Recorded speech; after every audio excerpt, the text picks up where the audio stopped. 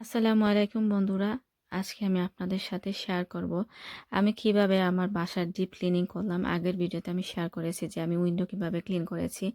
যারা আমার মতো ইউকেতে আছেন তারা তো জানেনই, মানে উইন্ডো অনেক ঘেমে যায়, আমাদের এখানে অনেক পানি জমে যায়, সেটাকে আমাদের মানে ক্লিন করতে হয়। পাশাপাশি বাথটবের যে কার্টেনটা আছে সেটাও মোল্ডে পড়ে যায়। তো আমি ভাবছিলাম ফেলে দিব, কিন্তু আমি অনলাইনে অনেক ঘাটাঘাটি করে 2-3টা প্রোডাক্ট আমি সিলেক্ট করেছি। তো ভাবলাম সেটা দিয়ে আমি ট্রাই করে দেখি ক্লিন হয় কিনা।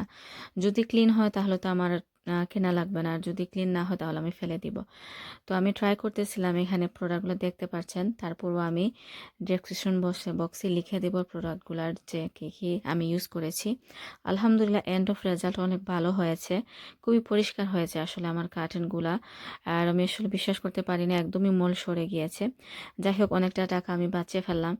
অনেকে বলতে পারেন যে ফেলে দিলে সমস্যাটা কি, নতুন কার্টেন কিনে ফেলবেন, কিন্তু অপচয় করা আসলে একদমই ঠিক না। যদি আপনি এই জিনিসটাকে ক্লিন করে আবার ইউজ করতে পারেন তাহলে সমস্যাটা কি। আল্লাহ তো বলেছেন যে অপচয়কারীকে আল্লাহ পছন্দ করে না। আর আমারও মানে যেখানে খরচ করব, যদি ক্লিন না হয় তাহলে আমার সমস্যা না, আমি কিনে নেব। আর যদি আমার 5 টাকা বা 10 টাকাও আমি বাঁচাইতে পারি তাহলে সেটা এনে তো কোনো সমস্যা নেই। তো ভাবলাম ট্রাই করে দেখি, ট্রাই করার পর যদি না হয় তাহলে একবারই ফেলে দিব, ফেলে দিয়ে কিনে আনবো। কারণ এভাবে যদি শুধু ফেলতেই থাকি প্রতি বছরই মানে কিনতে হবে, কারণ মোল্ডের যে অবস্থা। আর আমার বাসাটা অনেক ছোট, জানি না অনেক পরিমাণে মোল্ড পড়ে, মানে সব কিছুতে আমার বাসার সিলিং, ওয়ালে ওয়ালের মধ্যে অনেক মোল্ড। তো আমাকে প্রায় সময় ক্লিন করতে হয়।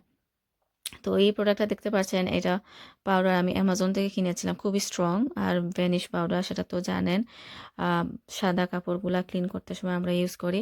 আর একটা হচ্ছে গিয়া সোডিয়াম ক্রিস্টালাইজ একটা, ওইটা যে কোনো আপনার সুপার শপে পেয়ে যাবেন, আজদা বা টেস্কোতে পেয়ে যাবেন। সেটা আমি আমাদের ইউকের কথা বলছি, আর অন্য কেউ দেখে থাকলে হয়তো আপনারা রিলেটেড কিছু বেকিং সোডা আছে, এ জাতীয় কিছু দিয়ে ভিজাতে পারবেন, ভিনেগার, বেকিং সোডা।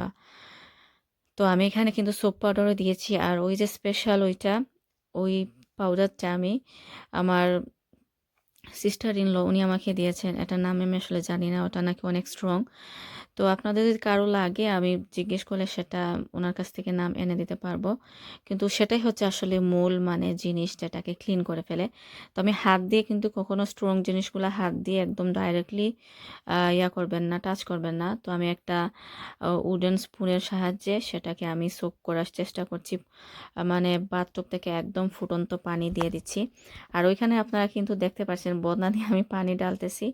আসলে আমি যখন ইউকেতে প্রথম আসি, তখন আমার হাজব্যান্ডের রুমে আমি দেখলাম যে বদনা। তখন আমি ভাবলাম যে বদনা কেন, আমার তো মানে কোনো আইডিয়াই ছিল না যে ইউকেতে মানুষ বদনা ইউজ করে। হ্যাঁ, ইউকেতে মানুষ বদনা ইউজ করে, কারণ গরম পানি, সবার কিন্তু হ্যান্ড ওয়াশটা থাকে না। বাংলাদেশের অনেকের বাসায়, আমার বাসায়ও হ্যান্ড ওয়াশ আছে, কিন্তু এই দেশে তো অনেক ঠান্ডা, তো গরম পানির জন্য ওনারা বদনাটা ইউজ করে।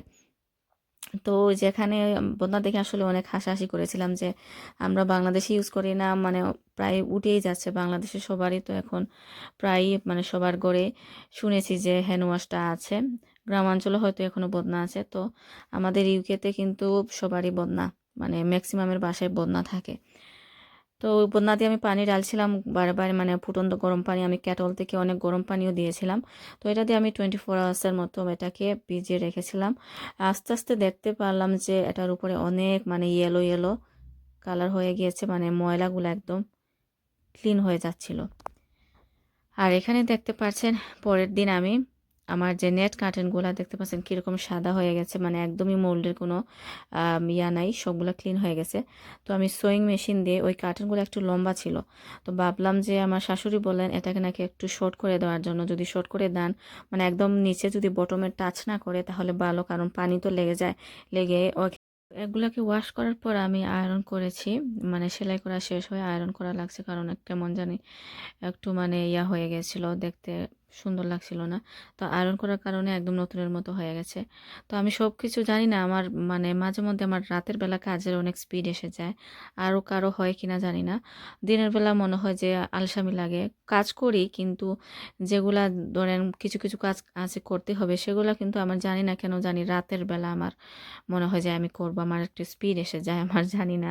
তো ওই রাতের বেলা রাত 11টা বাজে, আমার হাজবেন্ড বলছেন যে ঘুমাবে না। এখানে সবচেয়ে বিরক্তিকর পার্ট হচ্ছে গিয়ে আয়রনিং করা। আমি আয়রন করা একদমই পছন্দ করি না। আমি যদি কোথাও বেড়াতে যাই তাহলে আমি শুধু আমার যতটুকু মানে চোখের সামনে মানুষের পড়বে সেইটুকু কাপড় আমি আয়রন করি। মানে ধরেন পায়জামার যে কোমরের সাইডটা আমি সেটা আয়রন করি না। কারণ আমি বলি যে এটা তো ড্রেসের ভিতরে থাকবে, দেখা যায় না। আমি এতটুকু অলস মানুষ। কিন্তু আমি কাজকর্ম করি ভালো মতো। কিন্তু আয়রন আমি হেট করি। আয়রন আমার একদমই ভালো লাগে না। আমার মাথা গরম হয়ে যায়। তো আমি না পারতেই আয়রনটা করতেছিলাম। আম নিজের মানে ইচ্ছার বিরুদ্ধে, কিন্তু করতে হবে।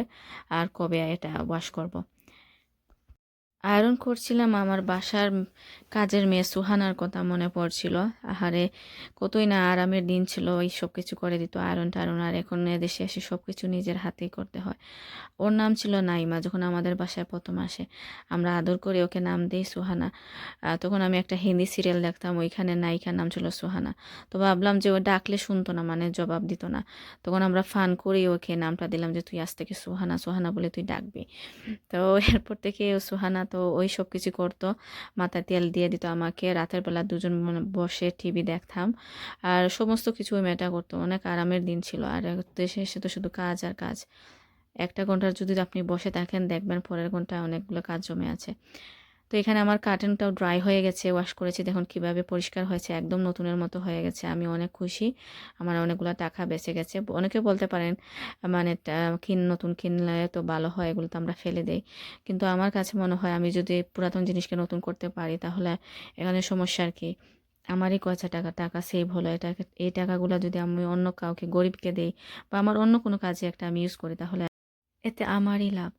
তো আমার এই ক্লিনিংয়ের ভিডিওটি যদি আপনাদের ভালো লেগে থাকে আমাকে কমেন্ট করে জানাবেন এবং আমার চ্যানেলকে সাবস্ক্রাইব করবেন, আপনাদের ফ্রেন্ড বন্ধুর সাথে শেয়ার করবেন। আর অবশ্যই পাশে থাকা বেল আইকনটি অন করে রাখবেন। পরবর্তী ভিডিও আপনাদের আপডেট চলে যাবে। দেখা হবে পরবর্তী কোনো ভিডিও নিয়ে। ততক্ষণ সবাই ভালো থাকবেন। আল্লাহ হাফিজ। আসসালামু আলাইকুম।